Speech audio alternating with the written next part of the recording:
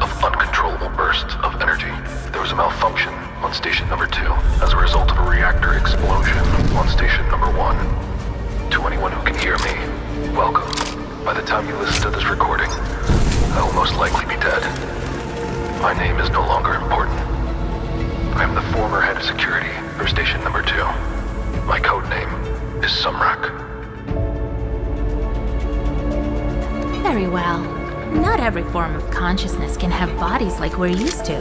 Life can come in the form of a stone, or sand, or even something scattered in the air.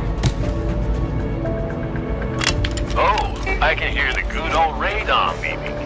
It's not a bad detector at first, but it can be inaccurate if there is more than one anomaly nearby. Basically, once you get enough hexes, I recommend you buy a better one. Rumor has it that when the first tide came, the rogue wastelands were altered by something similar to a huge laser ray. To put it simply, artifacts are bundles of energy. Artifacts are extremely rare, and their activation in the wrong hands can lead to disastrous consequences.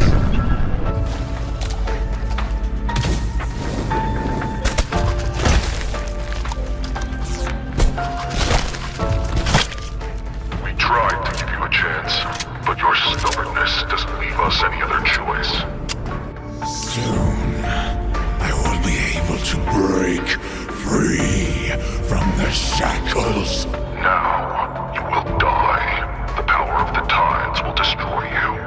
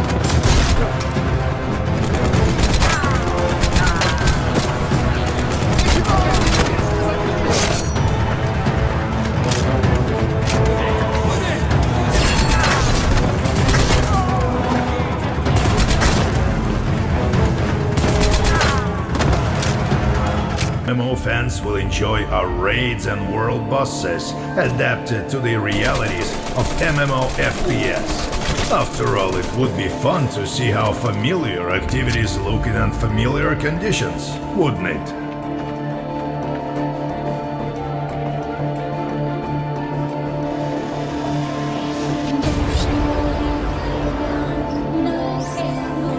Pioneer is a unique experiment.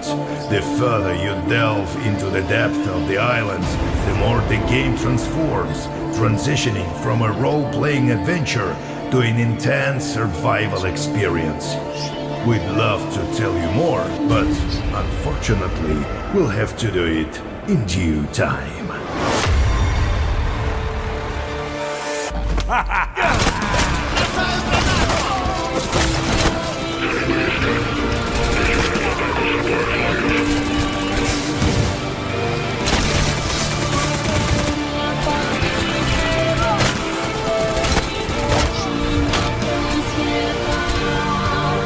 Their settlements. New communities appear there, as well as new trade routes and conflicts. This is where the main storyline unfolds, and PvE locations are situated. You will start here. This part of Pioneer is an adventure game with minimum MMO elements. We put a lot of efforts in our level design and use the best practices of narrative in dialogues. Moreover, we've created a special game mode where other players cannot interfere with you or your party playing. Oh yes, quests can be completed single-handedly or with friends. You can even have a dialogue with an NPC as a party. Explore the regions and gather info about the world and its mysterious past. Rest in any of the settlements, spending time in bars or playing mini-games. Trade for resources and try to gather as much as you can. Pioneer has progression levels, and after each level up, you get 1 skill point to spend on upgrading your character. This can make playing easier, but without creating builds, you won't have that big of an advantage on the battlefield. Yes, your armor and weapons itself are quite more important. Upgrading and efficiently using your equipment is what actually shows your progress through the game.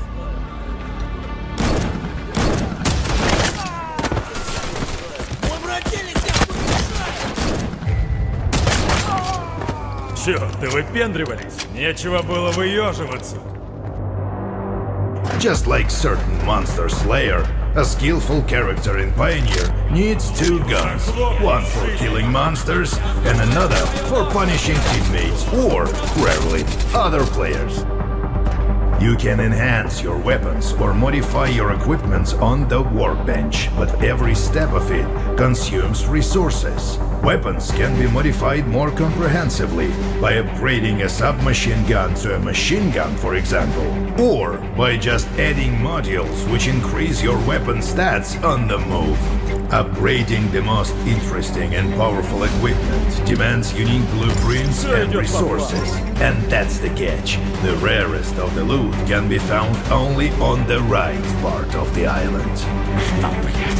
The right part of the Pioneer Island consists of 2 regions, the Midlands and Shadowlands. These territories are home to PvPvE zones and clan wars. The gameplay here feels more like survival. Another player encountered here is likely to be an enemy, and the local creatures are decidedly more dangerous and ferocious. These 2 regions lack quests and are much less forgivable with regard to the players. You can lose all the resources you've spent time and effort gathering. At the same time, your death in a regular PvE zone will cost you just some polish on your equipment and a little bit of your pride. Your typical gameplay on the right part of the island looks something like this. You're gathering resources or joining your clan members to seize the production point. When you've gathered enough, you're trying to reach a safe zone using one of the suggested paths. Along the road, you're exploring some more unexplored places. Also, there are no guides on the right part of the island, so no fast travel for you.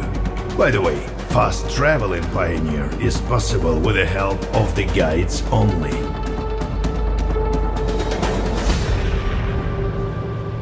We're surrounded by a bunch of little blue lights.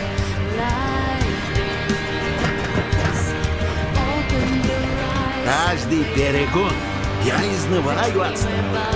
Работа караванщика нелегка.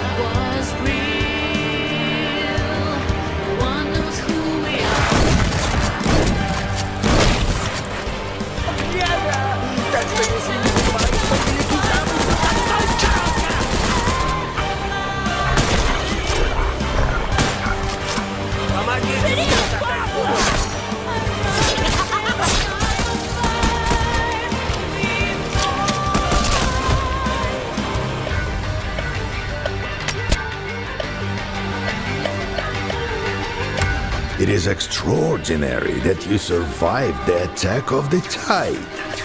It would have turned anyone in your place into a fallen or a pile of ashes.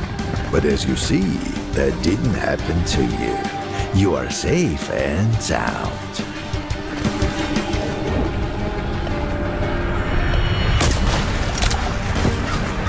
So, rookie, how are you feeling? Are you ready to prove yourself worthy? I only need those in high spirits, you know what I mean? Bright-eyed specialist in anything and everything. I'm sick and tired of whining old bastards. The role of an emissary is just a cover. What I really need is an agent. Research, observe, kill, interrogate, strike deals, make arrangements. That's your part in our difficult task.